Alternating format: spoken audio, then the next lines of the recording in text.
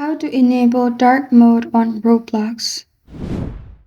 Hi everyone, I'm here to assist you today. Without any delay, let's jump right in.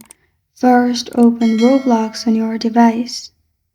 Then click on More at the bottom right corner of your screen.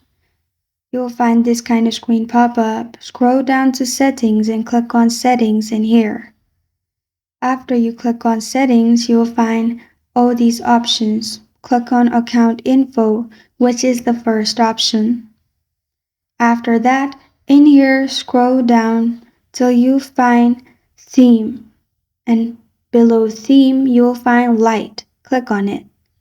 Then make sure the dot is in dark. After you've done that, it will be turned into dark. And this is how to enable dark mode on Roblox. Thank you for joining me today. If this video helps you out, please leave a like and subscribe for more. Got a question or want to suggest a topic? Comment below. Thank you for watching.